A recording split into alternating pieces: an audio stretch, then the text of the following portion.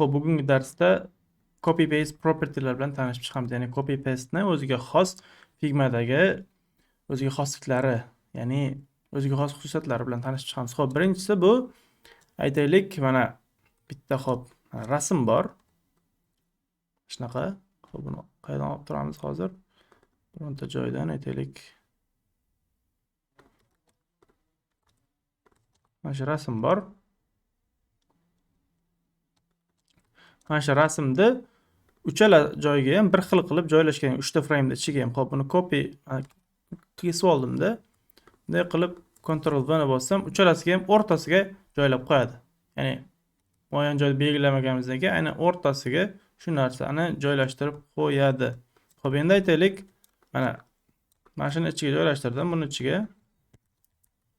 Mana shu joyga 53 pastdan ham 53 qoldirib, xo'p, mana Ctrl C kesdimda, bu bilan buni ushlab Ctrl V qilsam, aynan o'sha joyga, ya'ni bundan kesib olgan joyimda buni joyiga ham bu xohlagan aytaylik bir 100 ta 200 ta bo'lsa ham hamma frame'ni ushlab bittada Ctrl V ni bossak, bittada hammasiga joylab tashlaydi bitta frame'ni ichiga.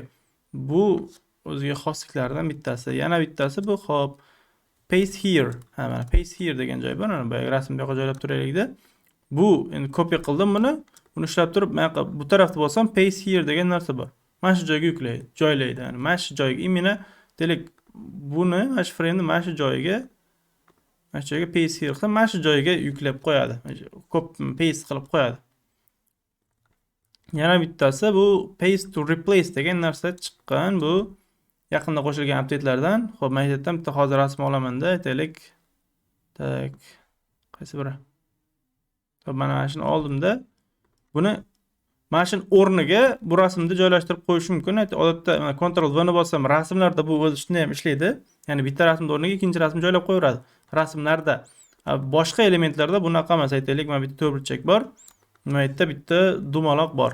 Endi hozir men Ctrl C qilib buni kesdimda, buni ushlab turib Ctrl V qilsam, bu o'sha joyga yuklab qo'yaveradi. Xo'p, endi agar men o'sha dumaloqni hozir kesib oldimda, mana Ctrl X qilib mana shu to'rtburchakni o'rniga joylashtirmoqchi bo'lsam, Ctrl Shift Alt V bossam, mana Ctrl Shift Alt V. Buni bossam, mana shu o'rniga buni joylab qo'yadi. Ya'ni buni manaqa qilib ishlashim mumkin. Ya'ni bosib turib, mana paste to replace, Ctrl Shift Alt V buni shortkati. Buni bosib turib, mana shu o'rniga joylab qo'yishimiz mumkin. Xo'p, endi yana bitta copy paste bilan bog'liq narsa bor. Bizga to'rtburchak. Bu rang mana shunday qizilroq. Manaqa border radius bor. Stroke qo'shilgan bunga. Qaytaylik, qanaqadir aytdi 100%. 8 0. Border qolmab ketdi. Manaqa bitta shakl bor, aytaylik, mana shunaqa shakl. Endi bitta dumaloq chizdim men.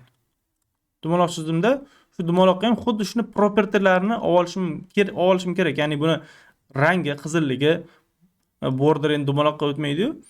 Rangi, keyin stroke, soyasi, o'shanaqa narsalarni. Xo'p, buning uchun Ctrl Alt C ni bosaman. Bunda ushlab turib Ctrl Alt C. Buni ishlaymanda Ctrl Alt V qilaman mana. O'shani property'larini bu yoqqa ham o'tkazib qo'yadi. Ya'ni bu yerda bunday bosib turib, bu tomonda copy paste, ya'ni copy properties yoki deb bunga ushlab paste properties deb mana shunaqa qilib qilsak ham bo'ladi. Odatda shortkatlarda o'rganib olganimiz va shortkatlarda ishlatganimiz ma'qulroq bo'ladi aksariyat holatlarda bu joyda. Xo'p, menimcha tugadi. Xo'p, bo'ldi, ana shu joyni oxirdan kesib o'raverasiz tezroq.